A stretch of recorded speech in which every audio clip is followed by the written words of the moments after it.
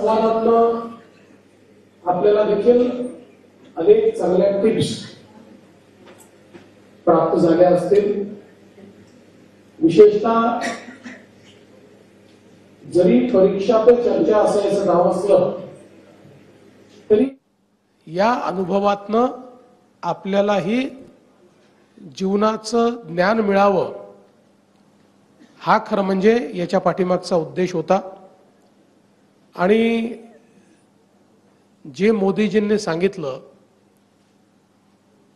Positivity, प्रत्येकामध्ये सकारात्मकता असली पाहिजे। चॅलेंजेस तर आहेतच, जगात असं कोणी नाही, जगातला सगळ्यात श्रीमंत माणूस आहे त्याच्याही समोर चॅलेंजेस आहेत, आणि सगळ्यात गरीब माणूस आहे त्याच्याही समोर चॅलेंजेस आहेत, प्रधानमंत्र्यांसमोरही चॅलेंजेस आहेत आणि तुमच्या समोर चॅलेंजेस आहेत।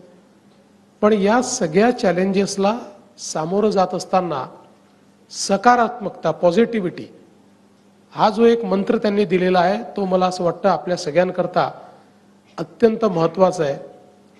दुसरा त्यांनी दिलेला मंत्र म्हणजे स्वतःशी स्पर्धा करणं, इतरांशी स्पर्धा नाही। आपल्या मित्राला किंवा मैत्रिणीला किती मार्क मिळत आहेत याच्यापेक्षा मला मागच्या वेळेस किती मिळाले होते, माझं टार्गेट काय आणि मी ते कसं मिळवणार, ही स्पर्धा केली तर मनातली भीतीच निघून जाते।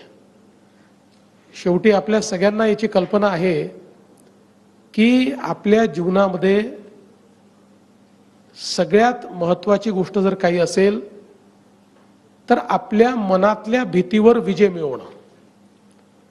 ते जर आपण मिळवू शकलो तर आपल्याला जीवनामध्ये कुठल्याच गोष्टी विचलित करू शकत नाहीत। आणि मला असं वाटतं की त्याचा खूप चांगला मंत्र हा आपल्याला आज मोदीजींनी दिलेला आहे। आणि त्याचसोबत केवळ आपल्यालाच नाही तर आपल्या घरच्यांनाही मंत्र दिलेला आहे, आपल्या टीचर्सलाही मंत्र दिलेला आहे।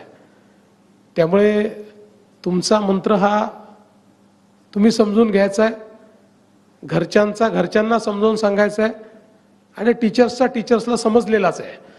त्याच्यामुळे मला असं वाटतं